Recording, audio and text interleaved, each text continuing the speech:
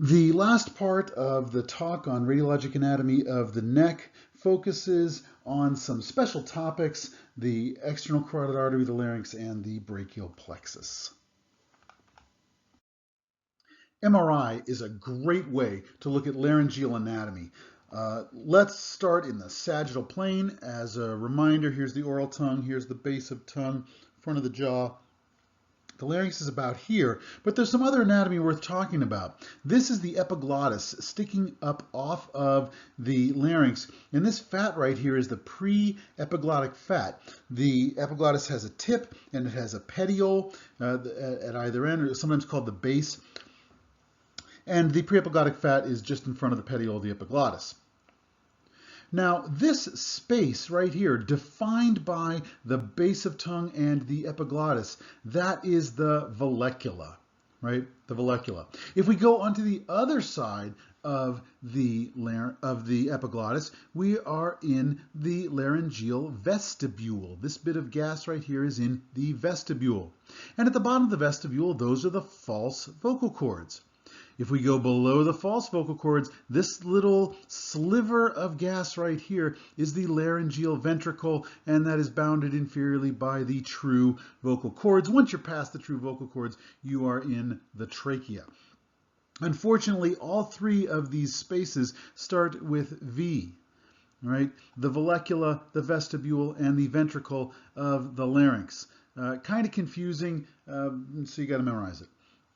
This is the hypopharynx leading to the esophageal verge and the patient's, and then down into the cervical esophagus.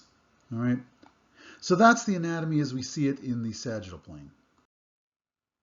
Now let's switch over to the coronal plane. Here's that epiglottis, right? And we know that stuff that's above the epiglottis is in the vallecula, and the stuff that's below the epiglottis is in the vestibule. A little easier to appreciate back in the sagittal image, but that same anatomy visible here. In the coronal plane, we can start to talk about the cartilages. Right here is the cricoid cartilage with the arytenoid cartilages perched on top of it. There's the cricoarytenoid joint. And out laterally is the larger ala of the thyroid cartilage, right? Now that we can see off midline, we can see that there are piriform sinuses filled with gas on either side, separated from the laryngeal vestibule by the airy epiglottic folds. These are mucosal folds that drape over the sides of the epiglottis and come down onto the false cords and attach to the arytenoids, right? This is another coronal image, a little more anterior, really useful to see the true and false vocal cords. But let's start at the top. Here is the epiglottis. It is anchored to the base of tongue anteriorly by a structure called the hyoepiglottic ligament. That's this connection right here, right down the center of the vallecula, dividing the vallecula into two halves. The hyoepiglottic ligament. There's actually mucosa draped over that ligament called the median glossoepiglottic fold. So you might hear that term for the structure as well. Here is the epiglottis, and as you come down to the side, you see the paraglottic fat on either side of the petiole of the epiglottis. Here's the preepiglottic fat and the paraglottic fat forming a U or horseshoe structure in the supraglottic larynx. By the way, when I say supraglottic, I'm referring to everything above the true vocal cords, also called the glottis. So the true vocal cords are the glottis, everything above that, supraglottic. Okay, so at the bottom of the paraglottic fat, we're finding ourselves in the false vocal cords. And you can see that that fat continues and fills out the false vocal cords. Here is that laryngeal ventricle between the false and true cords. And then we get down into the true cords, which are a different color than the false cords. The false cords are bright with fat. The true cords are relatively dark with muscle. True cords filled with muscle, false cords filled with fat. Once we're below the true cords, we're in the trachea. Let's take that true cord false cord dichotomy and apply it to CT, because you should, on axial images alone, be able to tell whether you're looking at the false cords or looking at the true cords. Here we're looking at the false chords. How do I know? I mean, I'm seeing a arytenoid cartilage, right? This is something coming straight up off the arytenoid cartilage and moving forward to the midline. That's what the true chords do. Yeah, but these are filled with fat. If you see fat in chords, those are the false vocal chords. Here's a similar axial image. Again, arytenoid cartilages, something coming, soft tissue coming forward off of the arytenoid cartilage towards the midline. But here, instead of being filled with fat, we're filled with muscle. Those are the true vocal cords, and you know that because they are muscular, not fatty. Let's talk about the brachial plexus, one of my favorite anatomic structures because it's really complex anatomy, but it can be broken down well. I'll tell you right up front, there is a whole lecture series on pathology in the brachial plexus. We're just going to hit the anatomy right now. So what are the different parts of the brachial plexus as it extends from the cervical spine down through the lateral neck and through the thoracic outlet into the arm to supply the nervous innervation to the entire arm? Well, there are 5 parts. We sort of arbitrarily divided the brachial plexus into 5 parts. And the mnemonic that people liked in my era was Randy Travis drinks cold beer. I suspect that this reference is dated now, maybe radiology technologists drink cold beer or something like that. In any case, it's just a mnemonic. It's supposed to make you remember roots, trunks, divisions, chords, and branches, right? Those are the parts of the brachial plexus from medial to lateral. The roots of the brachial plexus are C5, C6, C7, C8, don't forget there's an extra root relative to the vertebral body, C8 and T1. That's 5 different roots that are the major contributors to the brachial plexus. Every once in a while, C4 and T2 get a little action, but for the most part, it's C5 through T1, those 5 cervical nerve roots. Those cervical nerve roots recombine into 3 trunks, an upper, a middle, and a lower trunk. The upper trunk is composed of C5 and C6, the middle trunk is C7 standing alone, and C8 and T1 combine to a lower trunk. Each of those trunks, here's where it gets a little tricky, each of those trunks divides into an anterior and posterior division. So those 3 trunks become 6 divisions. The anterior division of the upper trunk, the posterior division of the middle trunk, etc. Those divisions then recombine into 3 chords, a posterior chord, a median chord, and a lateral chord. The branches are the nerves that you're familiar with, the ulnar nerve, the median nerve, the radial nerve, etc. And there's just jillions of those running through the arm. So how are we going to take that descriptive anatomy and make use of it on an MRI? And by the way, MRI is the superior way to look at the brachial plexus. You can fiddle around with CT, but MRI is the right way to go. We're going to emphasize sagittal imaging because that's going to look at the brachial plexus in cross section.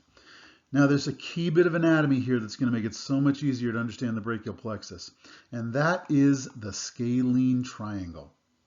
Here, this is a muscle right here. This is the anterior scalene muscle, and this is the middle scalene muscle. There's a small posterior scalene muscle there as well.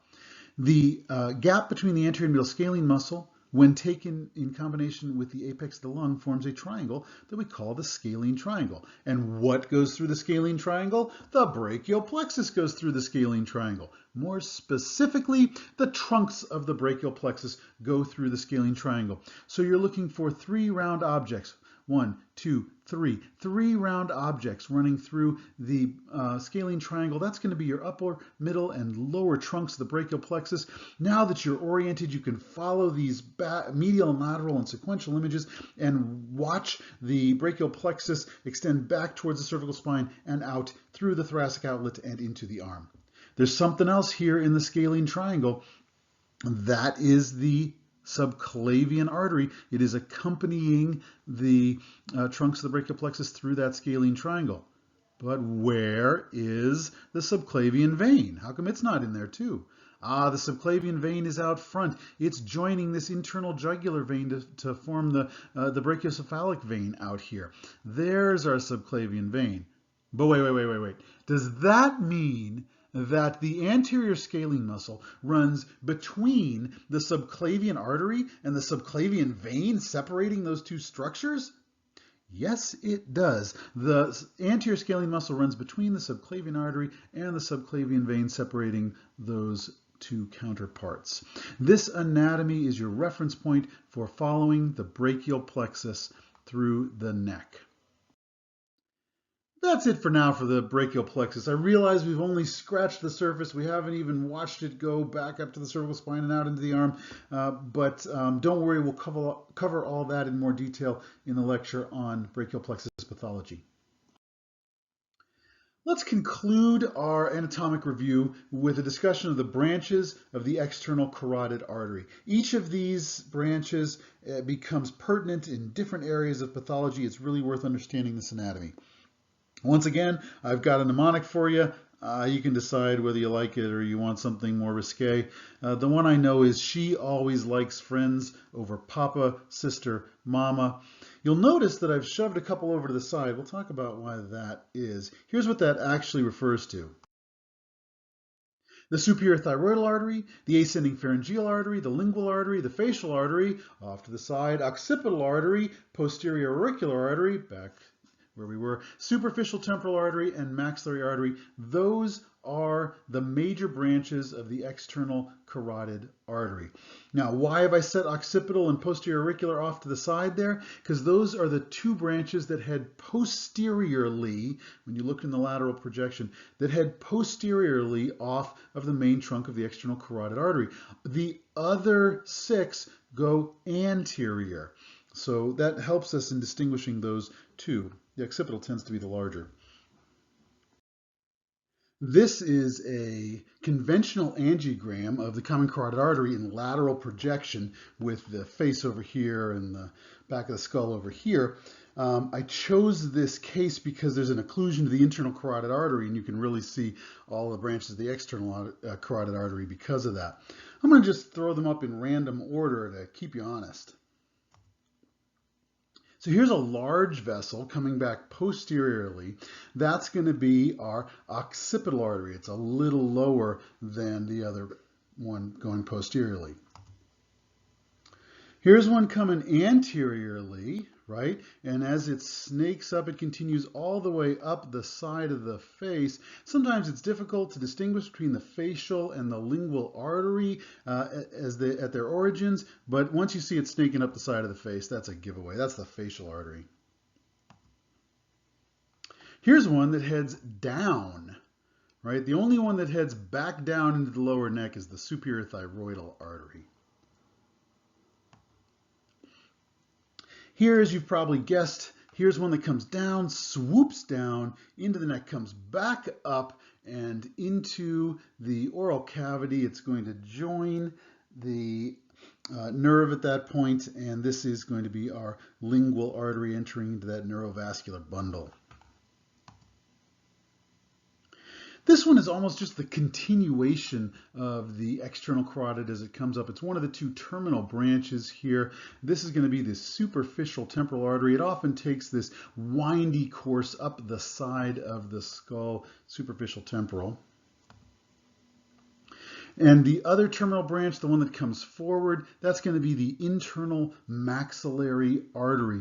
It has some very important branches, including the middle meningeal artery coming up here, and the sphenopalatine artery heading medially, which needs to be removed in a lot of surgical cases.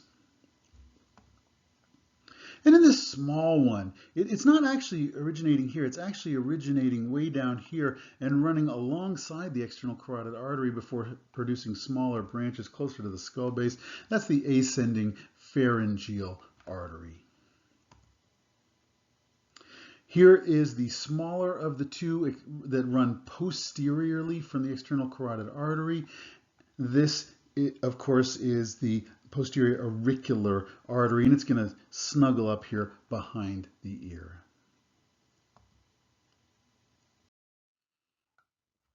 That concludes our introduction to the radiologic anatomy of the neck. This lecture is really intended to be a basis for the lectures that follow it that talk about all the different pathologies that we encounter in the neck.